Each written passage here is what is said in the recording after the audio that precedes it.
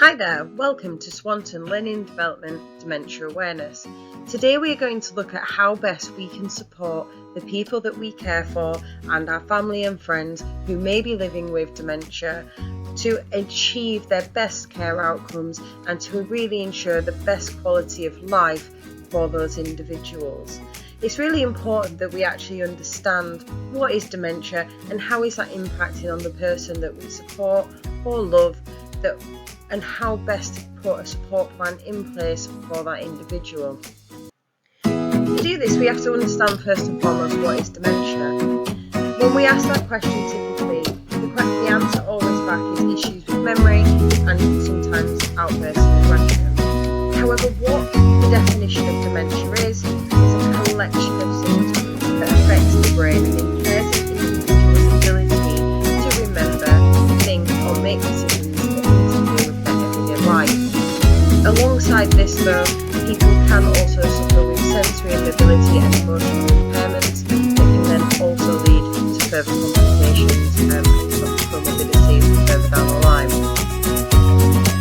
It's important that we understand that dementia is a thing. Dementia progresses and it changes, and unfortunately at the moment is not curable. However, there is a lot of fantastic research that is going on try to find a cure or to help us to better the lives of people with dementia. So understanding then that dementia is a collection of symptoms, it's a group where there is either damage or disease to the brain, enables us to understand on a base level why we see some of the behaviours and symptoms that we do. But firstly, let's have a look at the four most common types of dementia. Typically when people think of dementia, they think of Alzheimer's. However, there is currently over 100 different types of dementia that are out there that all present themselves slightly differently. Sometimes there are large differences in the type of dementia and how that presents itself, but sometimes those changes are quite small and quite minute. So part of the difficulty sometimes is us getting an accurate assessment of dementia and how best then to treat and potentially medicate that moving forwards. It's important that we have an understanding foundation of what dementia is, and what we will further explore is how dementia impacts on a person's ability to think, remember, regulate their emotions and communicate with loved ones that are around them. So let's break down dementia and make it easy to understand exactly what is going on. I want you to imagine that there's two bookcases. One of these bookcases is made of a strong, sturdy wood, and that bookcase holds all of your feelings and emotions, what makes you you. That bookcase represents your individual. I want you to imagine the other bookcase as flimsy, as made of very thin wood and very unstable. That bookcase holds all of the facts and memories, dates, names, times, what you did for breakfast this morning, holidays that you've been on, and that bookcase represents your future. What happens when somebody gets dementia is it hits the bookcases and the bookcases start to fill. Now what you'll find is on the emotional bookcase, the amygdala, because it's a strong, sturdy bookcase, those emotions get shaken about, but they're fairly secure, they don't really fall off the bookcase. However, the memories bookcase and the hippocampus, that's made of flimsy wood, so when dementia starts to rock that bookcase, those memories start to fall out. So the way to view the hippocampus bookcase is to imagine that the very top shelf is all of the most recent memories that you have. For example, what you have for breakfast this morning, what you have done today. And as you go down the shelves, you'll start to see that those memories have distinct time periods within my life or your life. For example, the very bottom shelf will be from the time when we were children. The The second to last book case will be things like teens, 20s. So understanding the memories that have taken place with the person who will most support in those times is really important. So as dementia starts to drop into the book, the first book to fall out, unfortunately, is the top shelf, the most acute memory. And that could explain why people then struggle with short-term memory. But often we'll be able to tell you something in great detail from when they were younger.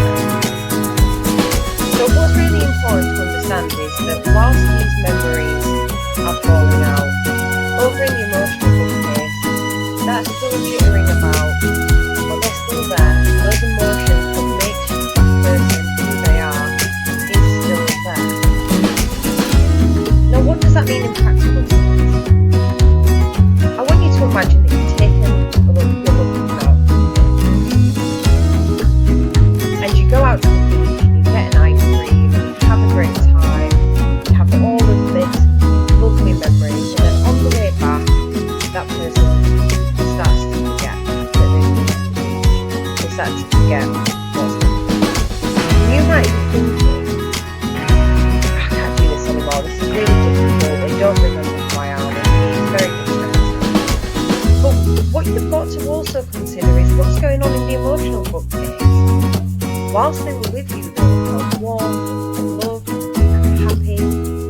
So whilst the memory of that might have fallen off the bookcase, the memory of the emotion and the feeling that that has left the person with will still be there. When we care for somebody with dementia, it's important that we understand that we're caring for a person's feelings.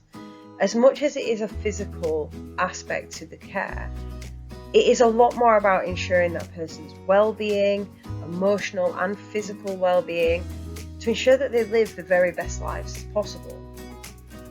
Now, how to use a bookcase in that example would be if I was an 80-year-old woman and you've noticed that I've started to put my electric kettle on my gas hob, you might be tempted to say, you're not safe to make a cup of tea anymore, I'll have to do that for you. However, what might be important to understand or to think on is that perhaps I'm putting the electric kettle onto the hob because when I was back in my teens, which is maybe where my memory bookcase is full up to now, we had a whistling kettle that went onto the hob. So to maintain my independence, perhaps the easiest thing isn't for you to make me every cup of tea and coffee.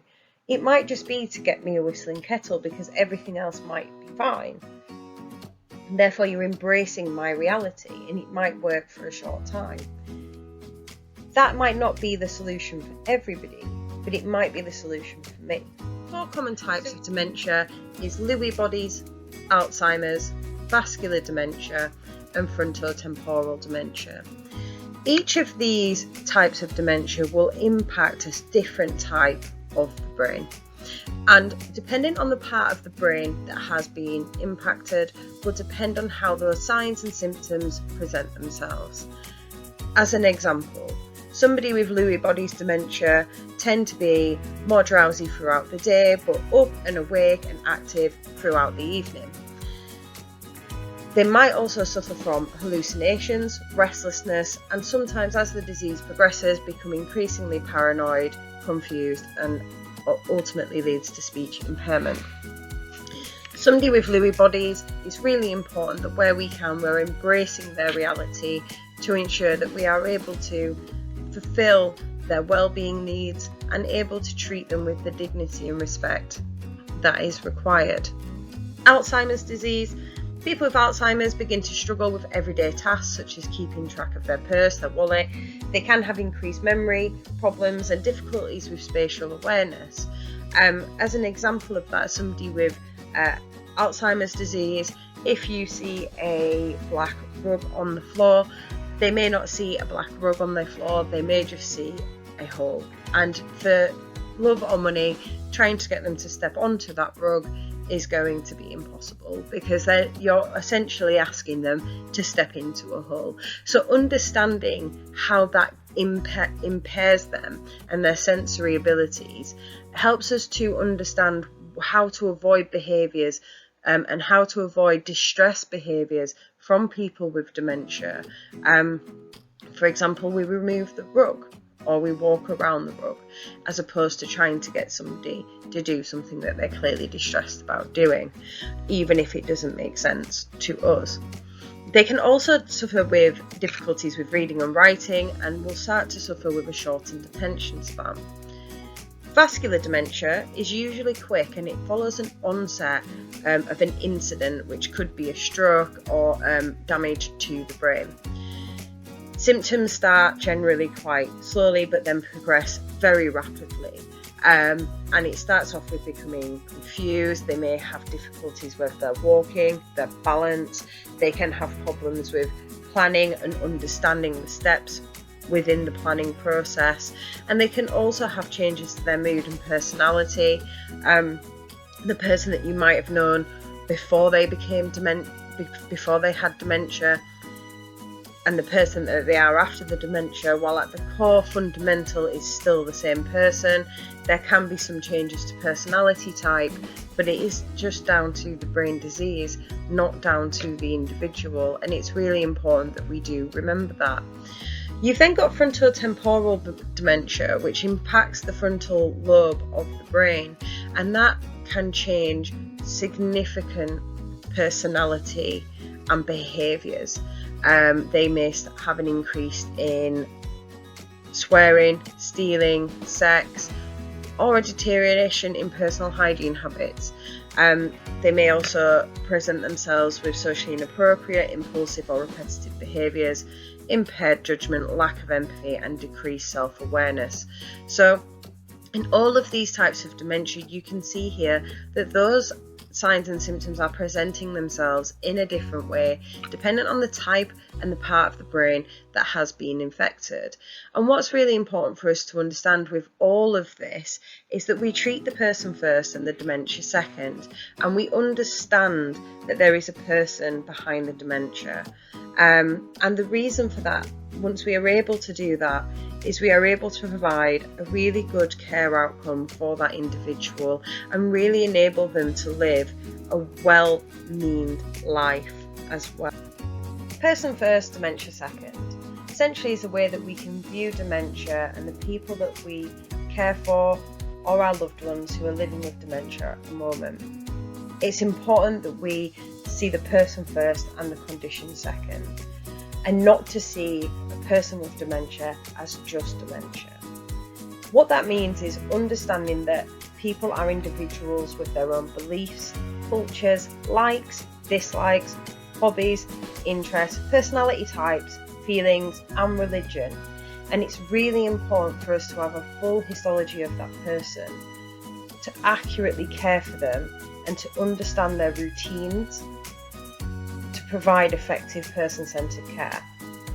We need to support that individual to achieve their full potential and treat them with respect at all times.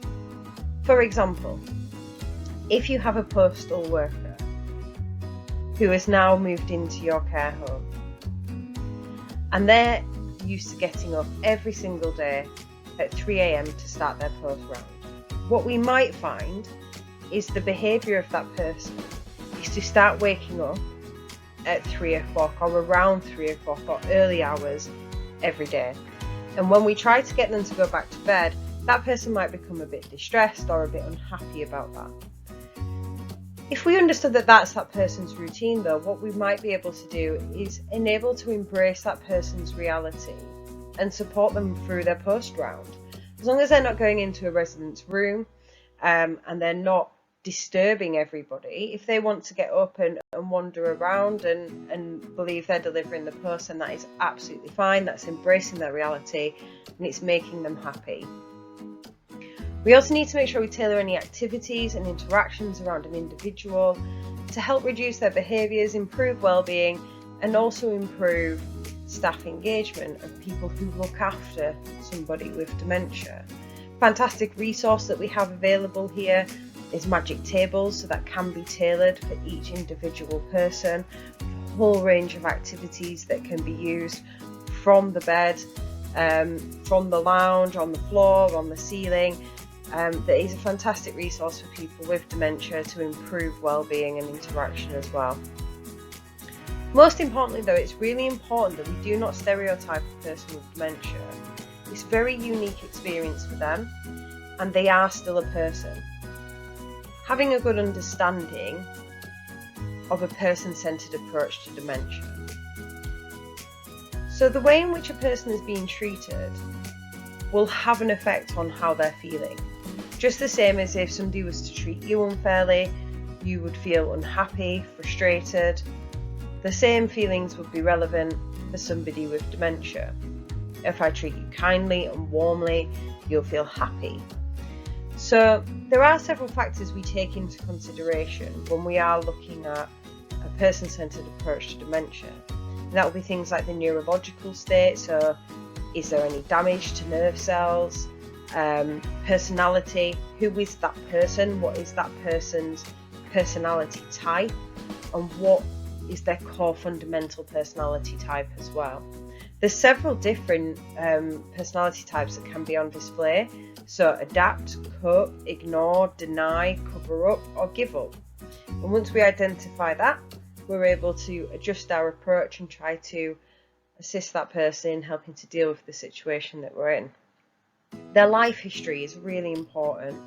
That can be their routines, their interests, hobbies. The little things will make a big difference. For example, how they like their tea and coffee. Imagine you only ever have tea with 2 sugars with a bit of milk. But because your communication is impaired, you're not able to tell somebody, and nobody has a record of what your drink is. So you either end up with tea with no sugar, or you end up with a black coffee. Neither of those are going to make you happy, and actually if you were unable to verbalise that, you may become frustrated, which may lead in you throwing the cup. Health. We also need to understand if there's any other health complications that are going on. Is there any mental health alongside the dementia? And checking that the behaviours that we're seeing is because of the dementia and not because of these other health related symptoms such as a UTI, for example. And understanding an individual's social psychology. So social interaction is really important for somebody with dementia. It helps shape how they view themselves and how they view themselves. Okay, so we're going to look at how to care for somebody with dementia. So firstly, it's understanding what is effective communication. And effective communication is being able to convey a message and ensure that message is understood and responded to. But for us to understand what communication is, we have to take a look at how communication is broken down. So as you can see there from the pie chart, we have got our communication is broken up into 3 key areas. We have body language, words and tone. And unsurprisingly, body language accounts for 55% of our communication. And secondary to that, you then have tone at 38%. So what that's telling us is that our body language and our tone of voice is much more important than the words that we're actually saying. And if you was to account that to somebody with dementia as an example, they may not necessarily be able to comprehend the words that you are saying, but they are definitely able to pick up on things like facial expression, your body stance, your tone of voice, the way in which you are speaking to them. Those things they are still able to pick up on. Just because one medium of communication has been diminished, the others become more prevalent. So it's important first and foremost that we just don't show that frustration to somebody with dementia, even if we feel like we are getting to the point where we are struggling with the message. What we need to do is adapt and find different ways to communicate with people who have got dementia. And first of all, we need to speak slowly, we need to speak clearly, We need to stand in full view of that individual and be mindful not to approach them from the side or behind, as sometimes their peripheral vision is impaired, and if they also have a hearing impairment as well, that can cause the individual to become startled and ultimately result in them exhibiting potentially distressed behaviours. So what we have to do is make sure we break down that communication into simple sentences, and where possible, asking them closed questions which allow that individual to answer with a one word answer or yes or no. Also, allowing somebody a selection of choice is a person-centered approach, but also it's something that we should be doing to avoid anybody feeling like any of their rights have been taken away. For example, if you never drank tea or coffee in your life and the only thing you're ever asked is would you like a tea or coffee, your answer is always going to be no.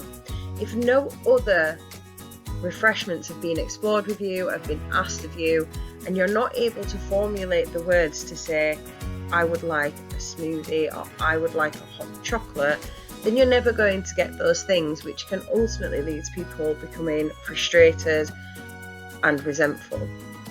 So understanding that whilst we have to give these simple questions and simple answers, we have to be exploring choice, and taking the time to explore choice is really important.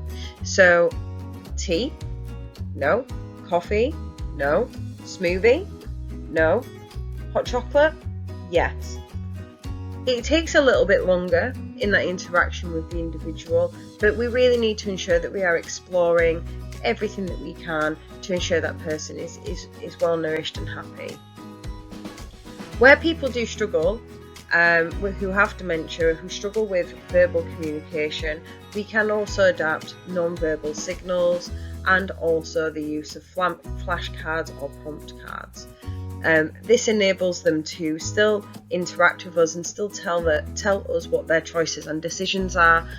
Just because they're not able to verbalise that does not mean we don't have resources available that can be used for them to still make their own choices and decisions. Really importantly, with somebody with dementia, you make eye contact and you smile. You show them at a personal level that you're there, you're actively listening, and you are engaging with them. And that really goes a long way with somebody with dementia to feel heard, to feel listened to, and to not feel so alone.